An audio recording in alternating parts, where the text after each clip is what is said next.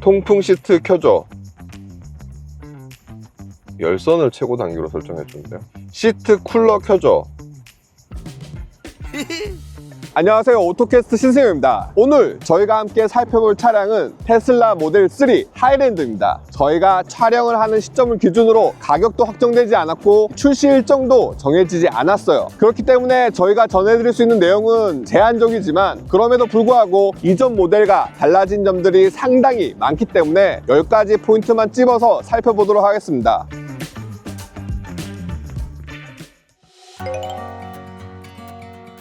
주간주행등 디자인이 이렇게 바뀌었고 전반적인 헤드램프 형상도 훨씬 더 얇고 날렵한 형상을 이렇게 갖추고 있어요. 그 아래에 있던 안개등이 이렇게 통합된 헤드램프와 갖추고 있는데 이 부분뿐만 아니라 이 범퍼부, 이 휀더 부분 전반적으로 이 날렵한 라인들, 역동적인 느낌을 가미하면서 조금 더 스포티해졌다. 후면부의 큰 변화 두 가지는 첫 번째, 로고가 사라지고 테슬라 브랜드 레터링이 이렇게 새겨졌습니다. 더 큰 변화는 리어램프 디자인이 일체형으로 크게 이 안쪽에 방향지시 등 깜빡이 들어가 있고 이렇게 덩어리로 들어가 있어요. 디자인적으로 봤을 때는 훨씬 더 깔끔하고 잘 바뀐 것 같은데 한 가지 염려되는 부분은 이 문을 열었을 때 이 통째로 같이 올라가거든요. 그러다 보니까 차량이 고장나거나 사고가 났을 때 후방 차량에 경고를 하기 위해서 사실 사이드 부분에 받쳐주는 부분이 없다 보니까 여기 이쪽 부분이든 어디든 경고를 해줄 수 있는 부분이 없어요. 물론 이 하단부에 작게 이렇게 표시는 하고 있는데 후방 운전자 입장에서 시인성이 그렇게 좋지는 않다고 해야 할까? 잘 모르겠습니다. 야간에 이 부분이 눈에 잘 띌지. 그렇기 때문에 안전성 부분에서는 사실 이 부분이 사이드 부분에 붙어 있어야 하지 않을까 라는 아쉬움이 살짝 남습니다.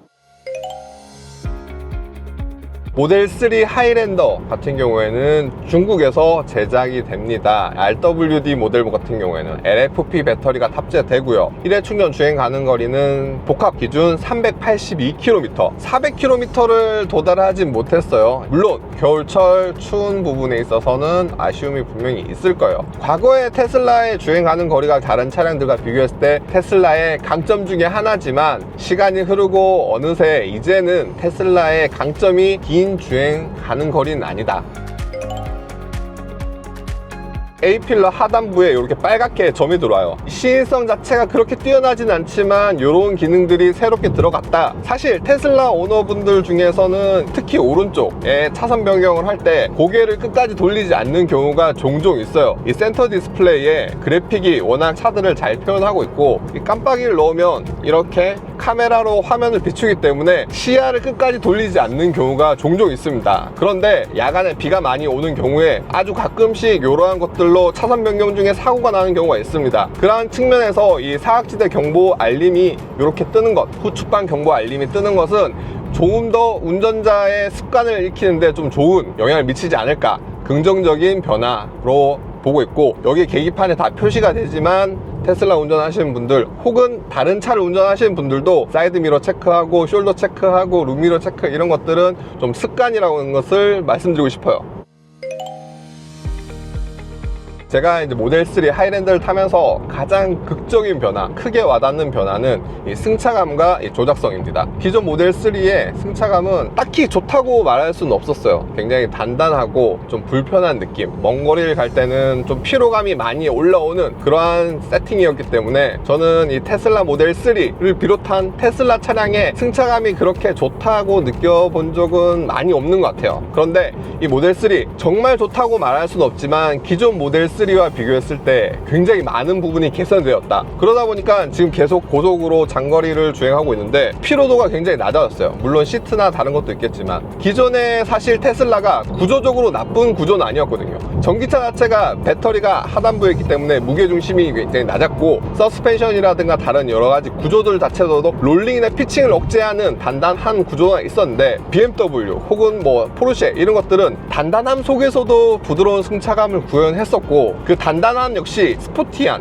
직결감으로 이어졌었는데 테슬라는 단단할 뿐 그렇게 부드러운 승차감도 구현하지 못했고 민첩하고 직결적인 이 조작감으로도 연결하지 못했었거든요. 그냥 그저 단단할 뿐이었는데 이 차량 승차감도 굉장히 좋아졌고 이 조향 성능, 차선 변경이라든가 코너에서 이 조향감도 굉장히 직결적이고 부드러워졌습니다. 이게 노하우가 잘 쌓여있던 것 같아요. 다른 브랜드에 대해서 역사는 짧지만 그동안 만들어 놓은 노하우가 축적이 되면서 이 모델 3부터는 단단함과 어느 정도의 부드러운 승차감, 안락함을 유지한 것 같아요. 기존 모델 3와 비교했을 때는 거의 다른 차처럼 느껴질 정도로 승차감이 굉장히 많이 좋아졌다. 모델 3 같은 경우에는 사실 외부에서 들어오는 풍절음, 타이어와 맞닿은 길에서 올라오는 로드 노이즈가 조금 있는 편이었어요. 그러다 보니까 많은 모델 3 오너분들이 방음 작업을 애프터마켓에서 많이들 하셨습니다. 이번 신형 하이랜드에서는 정숙성 부분이 굉장히 많이 개선됐다고 생각해요. 디자인이 바뀌면서 공기 저항 계수가 낮아졌습니다. 그러다 보니까 고속 주행 시 외부에서 들어오는 풍절음이 낮아졌고 유리가 앞뒤 이중 접합 유리가 되었어요. 외부에서 들어온 소음들이 상당히 억제가 잘 되고 있습니다. 흡차음제 보강도 되었다고 해요. 내부를 뜯어볼 수는 없기 때문에 사실 여부는 확인할 수 없지만 이중접합 유리뿐만 아니라 많은 부분에서 흡차음제가 보강되었고, 또 하나는 타이어가 중요한데 외국에 출시된 모델들을 보니까 한국 타이어 아이온, 전기차 전용 타이어 아이온이 적용됐는데 지금 제가 타고 있는 차는 한국 타이어에 벤투스 S1 AS가 장착되어 있습니다. 벤투스 S1 AS 같은 경우에는 뭐 그랜저, 승차감과 정수성을 중시하는 세단에 많이들 525 장착되는 타이어인데, 그 타이어가 장착되면서 로드 노이즈에도 분명히 많은 영향이 있고, 제가 스피커 부분은 들어봤는데 사실 제가 막기라서 그런지 스피커가 퀄리티가 극도로 좋아졌다, 그거는 살짝 저도 잘 모르겠어요. 그 부분에 있어서는 뭐 더 전문가인 분들이 이 스피커를 평가하실 것 같고, 저는 이 MVH 정수성 부분에 있어서는 확실한 개선이 있다라는 말씀 드리고 싶습니다.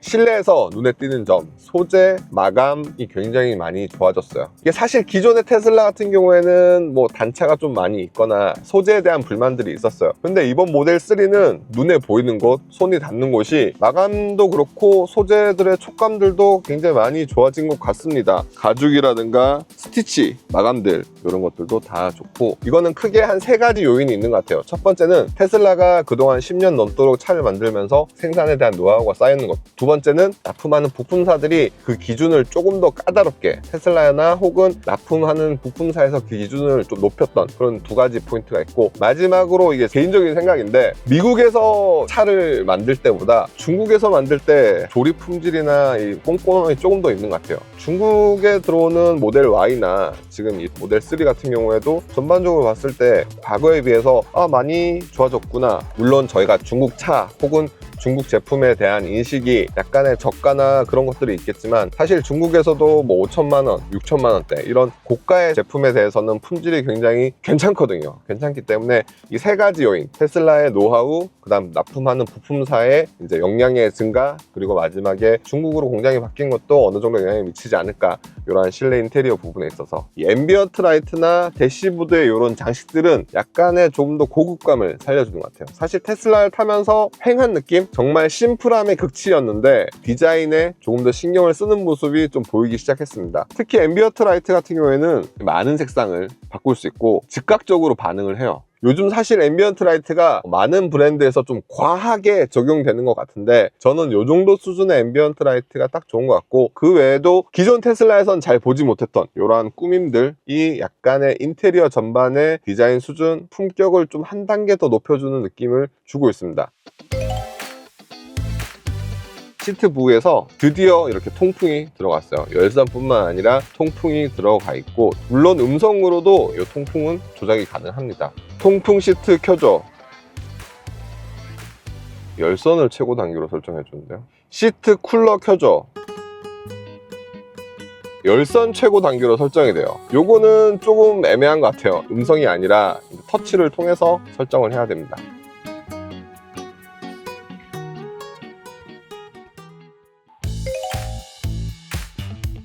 와이퍼를 조작한다던가 방향 지시등을 조작하는 것이 아무것도 없어요. 방향 지시등 같은 경우에는 이렇게 엄지로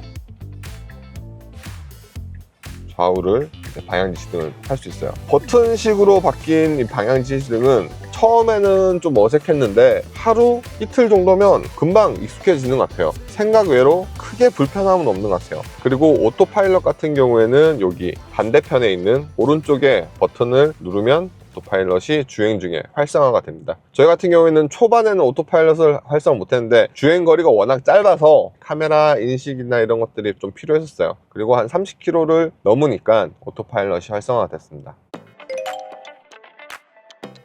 전반적으로 베젤이 훨씬 얇아졌고 터치에 대한 반응이 굉장히 빨라졌습니다. 사실 우리나라에서 티맵이나 현대기아차는 목적지만 말하면 안내를 해주는데 이제 테슬라에서는 고려대 안내를 해줘, 연세대 안내를 해줘, 뭐 안내해줘라는 말을 붙여야 음성인식이 먹히는 것 같아요. 그냥 단순히 서울역 이라고 하면 명령을 이해할 수 없습니다. 그래서 서울역 안내해줘, 서울역 경로를 안내해 주거든요. 그러니까 이 부분의 디테일에서는 조금 더 구체적으로 자연어스러운 명령어를 내려야 음성인식이 된다는 점은 조금 아쉽고, 이 터치 부분의 감각은 굉장히 빨라졌다, 반응이. 그리고 그래픽도 훨씬 더 부드러워졌다 라고 말씀드릴 수 있을 것 같습니다. 전면에 이어서 이 디스플레이가 이렇게 배치되어 있습니다. 통풍 시트는 앞좌석에만 들어갔고 시트 열선을 이렇게 조절할 수 있고, 시트 열선과 공조장치뿐만 아니라 이렇게 와이파이가 연결되었을 경우 넷플릭스, 유튜브 이런 것들을 사용할 수 있다라고 써 있어요. 이 공조장치 같은 경우에는 독립 공조장치가 아니라 이거를 키면 앞에 같이 바람이 쐬져요. 바람 방향은 이렇게 각자 조절이 가능합니다. 문을 열어보면 이렇게 홈이 하나 파여 있는데, 홈이 뭔가 했더니 이 도어 아랫부분 이렇게 살짝 갈고리처럼 나와 있는 것과 딱 맞아 떨어져서 도어를 조금 더 단단하게 체결시켜주고 있습니다. 도어를 단단하게 체결시켜주는 이유는 프레임리스 도어라서 그럴 수도 있겠지만, 차량이 측면에서 박는 게 아니라 비껴 맞았을 때 도어 힌지 부분이 조금 더 약해지고 도어가 날아가거나 이런 위험을 낮추기 위해서, 이 안전성을 위해서 이렇게 체결된 것 같아요. 어느 정도의 효과가 있는지는 모르겠지만 후측방 경보 시스템과 더불어서 이러한 안전에 대한 디테일이 이렇게 보강되어 있습니다.